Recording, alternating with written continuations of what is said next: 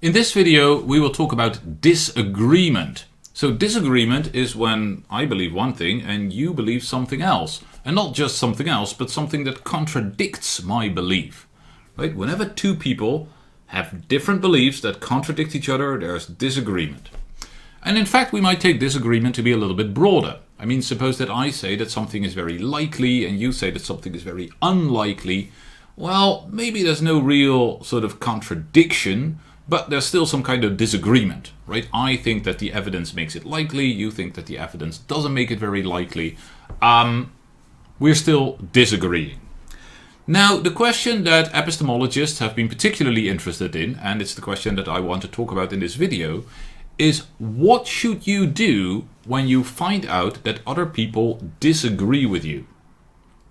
Okay, and here's a first step in trying to answer that question.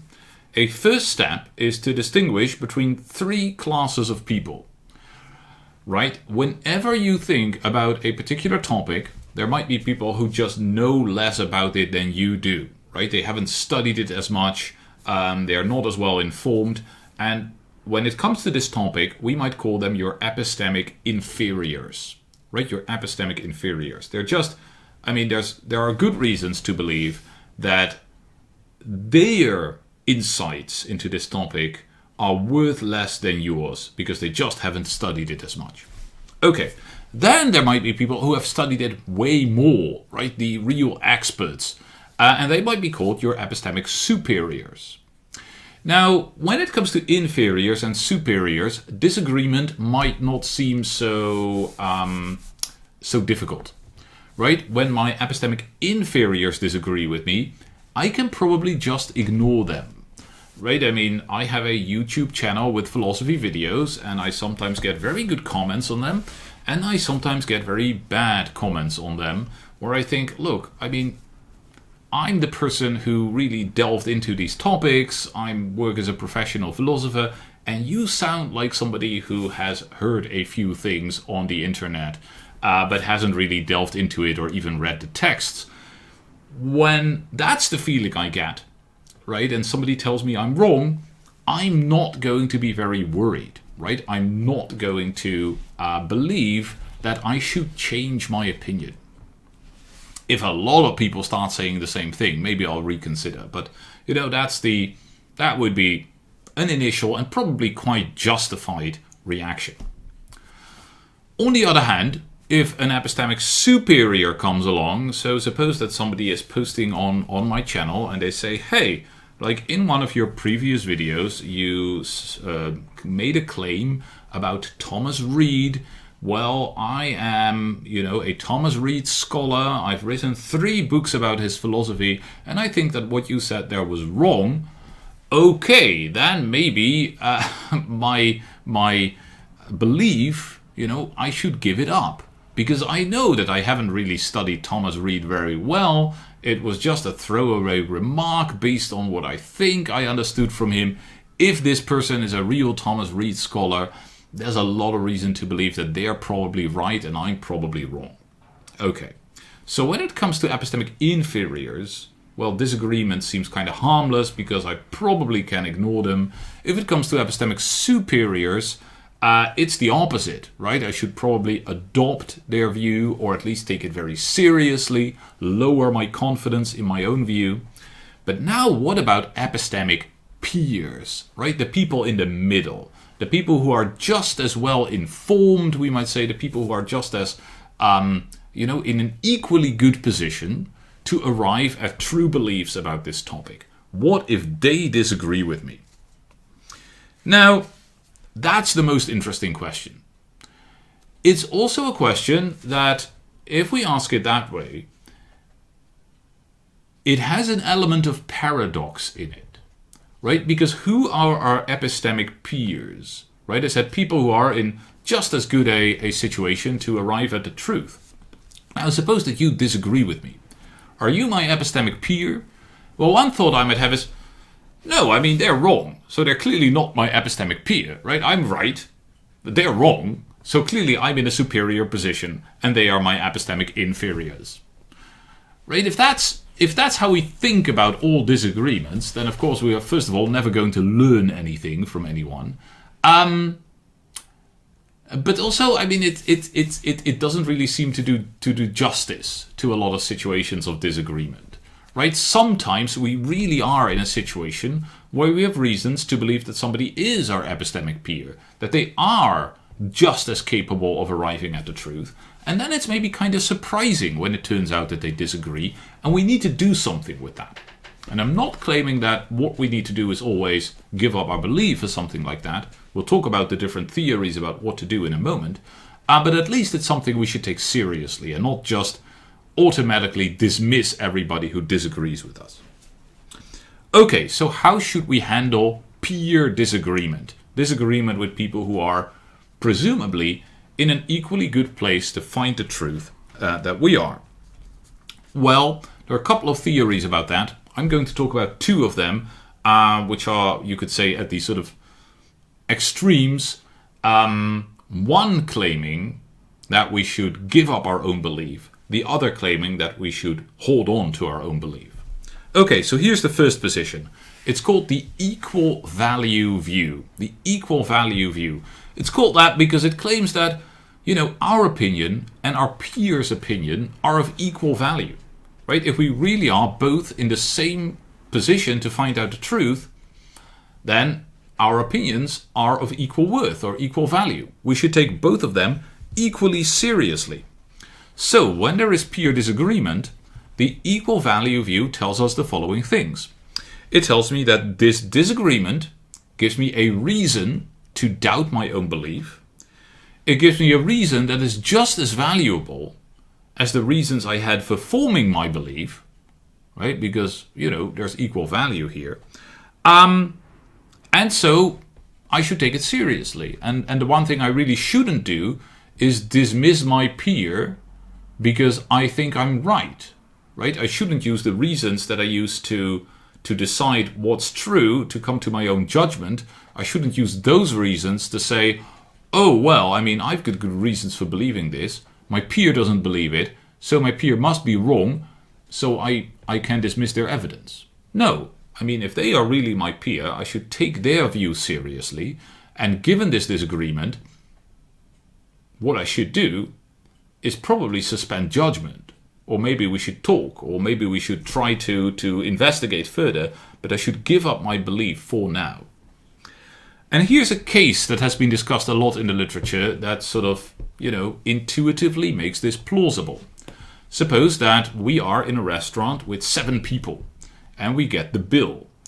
And okay, one person didn't have a starter and didn't have a dessert, so they ought to pay less.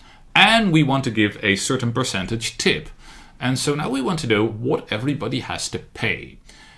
So 7 people, one of them ought to pay less, we have to add a tip. Okay, you and I both, pull over the bill and we start calculating. And after calculating, I say, all of us need to pay 43 euro. And you say, no, all of us need to pay 45 euro. Well, what should I do, right? I thought it was 43, you say 45. I don't have, you're not like well known for being unable to calculate or something like that, right? I don't have a reason to believe that you're bad at making this kind of calculation. Well, it seems plausible that what I should do is say, one of us is mistaken, let's calculate it again, but I should give up my belief, my confidence that it's 43, right? I should think, I thought it was 43, but maybe it could just as well be 45, right? I don't know. This disagreement, for both of us, the result should be that we suspend our judgment and therefore we try to do the calculation again, right, to see who is right. So that fits well with this equal value view, right? It seems that my result and your result have equal value, and therefore both of us should suspend judgment. Okay, so that's the equal value view. Well, the opposite view would be the steadfast view. And what the steadfast view tells us is that no, in cases of peer disagreement, you should just hold on to your own belief, right? There's no reason to assume that the other person's view is of equal worth. You don't need to treat it as being of equal worth. And you are, in fact, allowed to use the reasons that brought you to a certain result to, conclude that the other person is wrong and that you don't really need to listen to them. And maybe even to conclude that the other person is, in this case, not your epistemic peer, right? Maybe the fact that they are wrong shows you that they were not in a very good position to find out the truth. So that would be the steadfast view, which recommends you that you hold on to your own conclusion.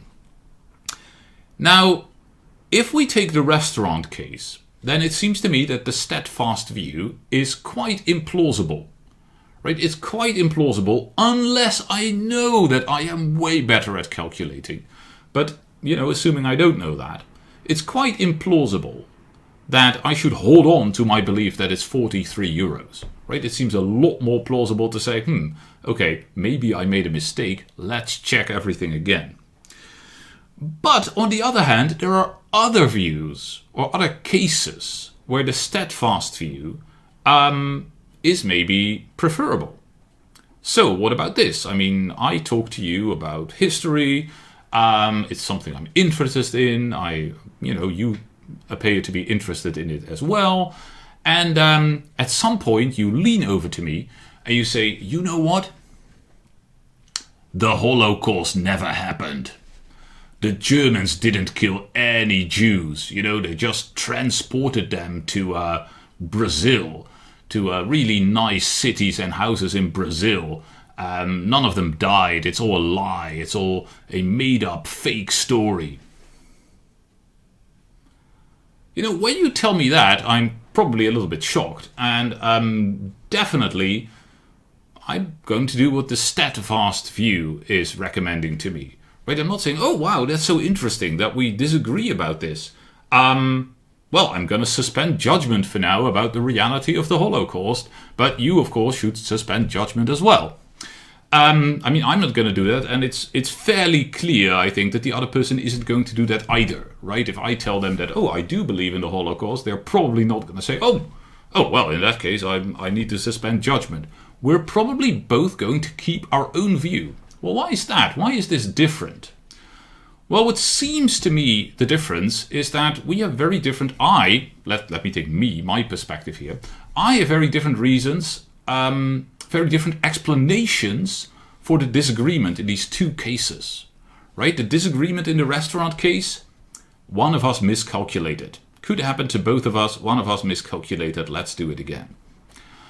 In this second case, I'm like, whoa, wait a second. There seems to be an epistemic asymmetry here, right? My view is based on, the fact that a lot of people were taken away from their homes and never returned.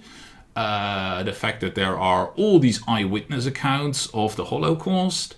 The fact that professional historians have done a lot of research and they've basically unanimously told the same story, which is that the Holocaust is real. I mean, that's how I came to my belief.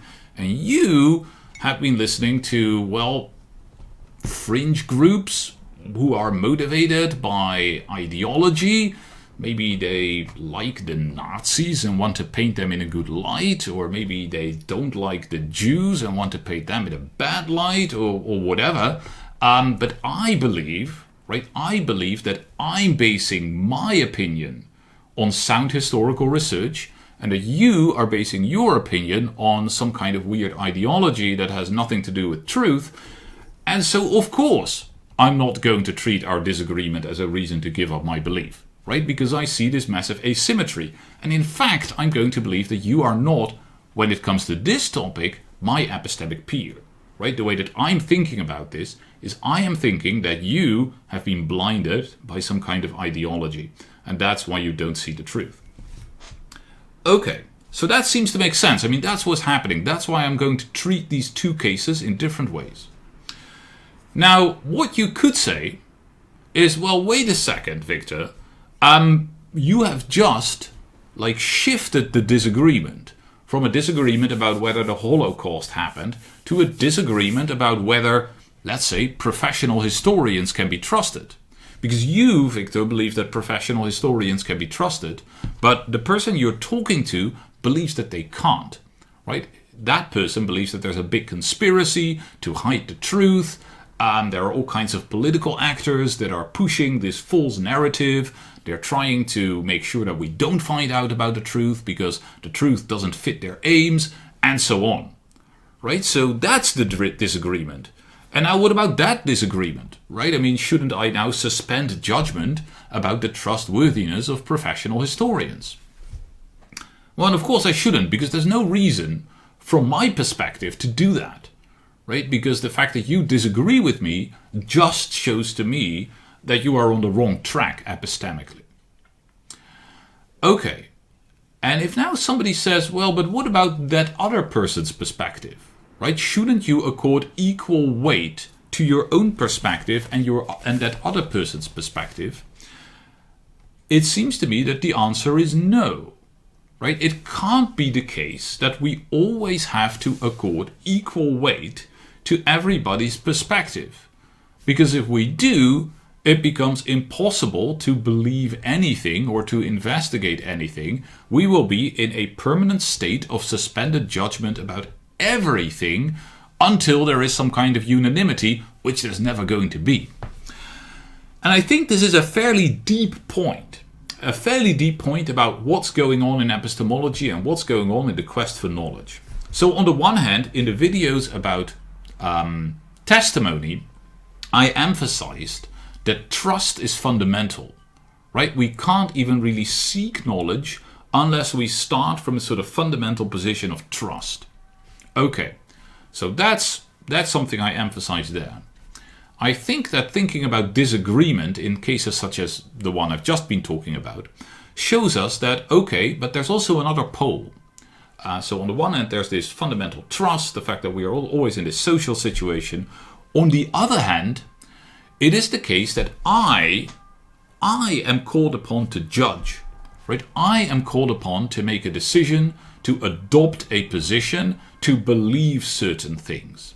And I am responsible for that, right? I am responsible for what I believe. I cannot just abdicate that responsibility and say, oh, I'm going to take up like everybody's position. I'm going to take everybody's position equally seriously, which means suspend judgment about everything. And that's it. I can't do that any more than I could do it in ethics. Right? If in ethics I'm called upon to make an ethical judgment and perform an action. And I can't just say, well, look, I mean, that person thinks I ought to do this, and that person thinks I ought to do that, and that person thinks a third thing. So, I take it all equally seriously. I suspend judgment. I do, well, what? Nothing? A little bit of everything? Things don't work that way. I have to take up my own ethical responsibility. I have to act. I have to make decisions. I have to do it for myself. Even though I'm always in a social situation, there is a sense in which I'm responsible for my actions. They've got to be mine.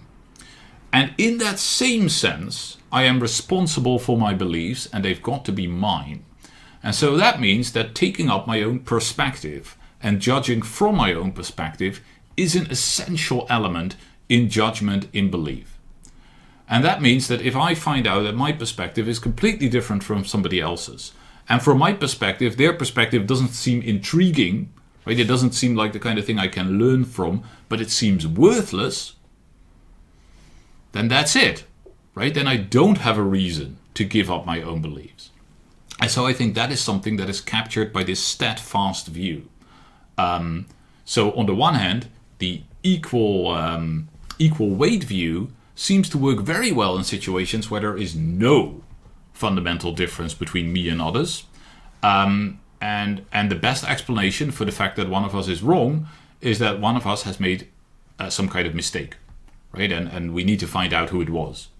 Whereas on the other hand, the steadfast view seems to be the right thing to say when we are talking about really fundamental differences in point of view, in how we think the epistemic situation is, right? I mean, things as fundamental as whether I think that you can trust like professional historians, or whether you think that there's a giant conspiracy of which they are part to mislead the public.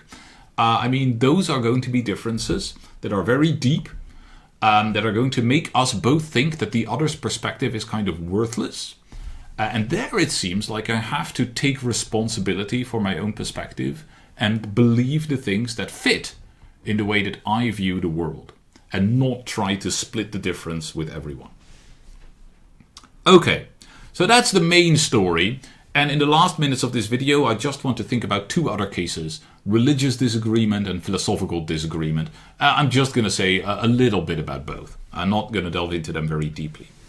Okay, so let's start with religious disagreement.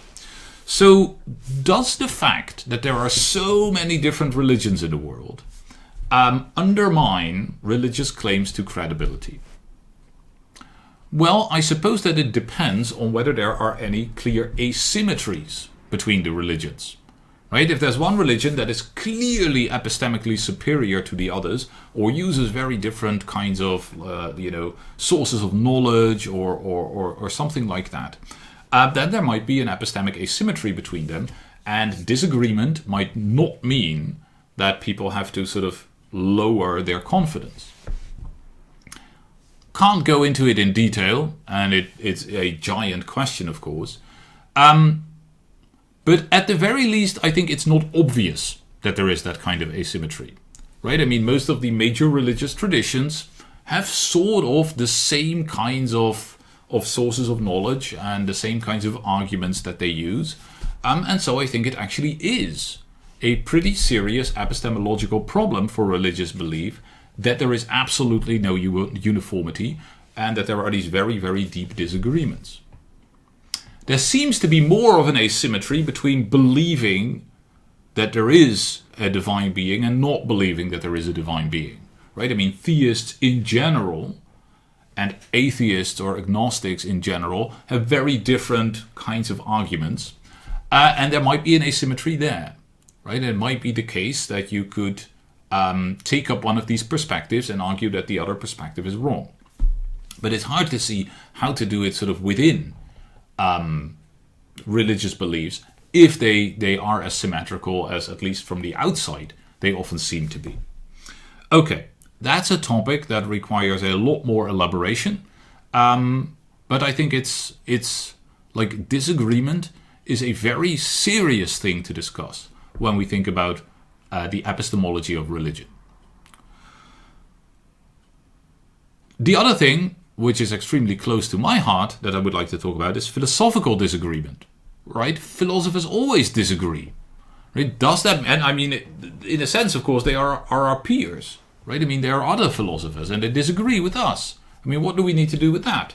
Should we adopt the equal weight view and not have any philosophical beliefs? Well, here's something very interesting. I mean, this is actually one of the most funny counter-arguments that I know in philosophy. It's a counter-argument against the equal weight view. Right? So the equal weight view says that if somebody disagrees with you and they're your epistemic peer, you should give up your belief.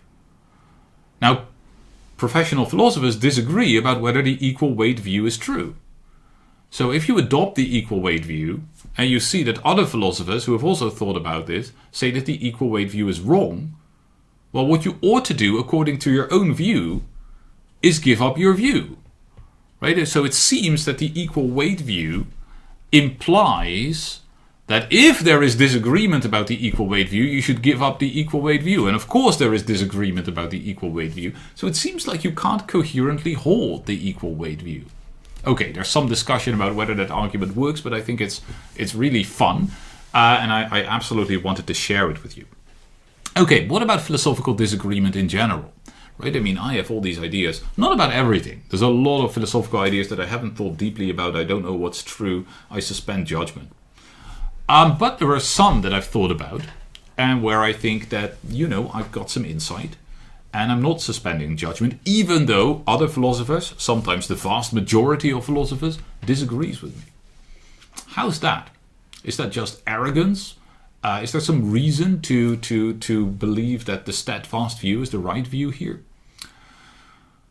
Well, one way I think we should think about that, or at least, I mean, this is maybe more a personal anecdote than a real theory.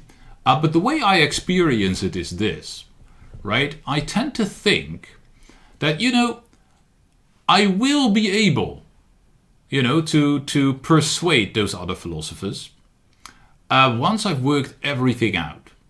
Because I have this, a couple of insights. I vaguely see how they hang together.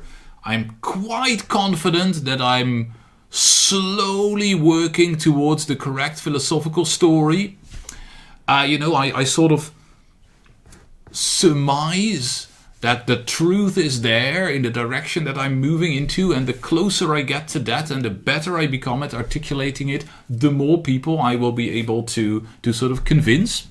But of course I also see that I'm not there yet, right? I mean, I have a sort of intuitive view of the truth, right? Of what the right philosophy is about a lot of things and how it hangs together. But I'm not in a position to really write it down or express it. It will take a lot of work.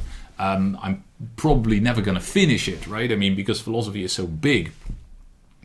And so, of course, there's disagreement. I mean, how can I expect you to agree with me if I'm not really able to tell you everything I ought to tell you in order to convince you of the truth of what I'm seeing? So all I can try to do is slowly move towards that.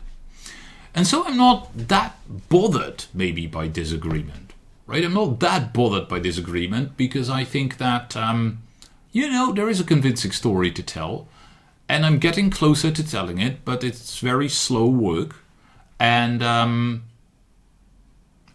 can't reach all philosophers. And of course, those philosophers might have made mistakes, might be wrong about things that are extremely deep down. And that will take a lot of work to unearth and maybe convince them. Okay, so we are not there yet. I am not there where I can explain the truth. And of course, other people are therefore not there where they can see the truth. And that still sounds kind of arrogant, as if I'm the only one who sees the truth. I don't believe that. I mean, I'm getting inspiration and insights from all over the place, even from people that I really disagree with, because false philosophical theories can contain a lot of insight and can be really helpful in walking towards what is true. But, overall, I don't think disagreement is that troublesome to me. When I think of my own philosophical work, my own philosophical thinking, it doesn't turn me into a sort of philosophical skeptic. And maybe that's true. Maybe a similar story can be told about religious belief too. And I'm just not in the best possible position to tell it. But this is the story that I would tell about philosophical disagreement. I think other philosophers, some other philosophers might have the same experience that I have, but I'm pretty sure that there are yet other philosophers who think about it in a very different way. Right? I think we even have disagreements in philosophy about what it means to work towards philosophical truth, or to or how to deal with philosophical disagreement, and how worried we should be about that. So that's one of the things that makes philosophy so much fun, right? That the disagreements always go deeper and then even deeper towards sort of the most fundamental questions that we can possibly ask. Alright, that's what I wanted to say about disagreement. I hope to see you for the next lessons later.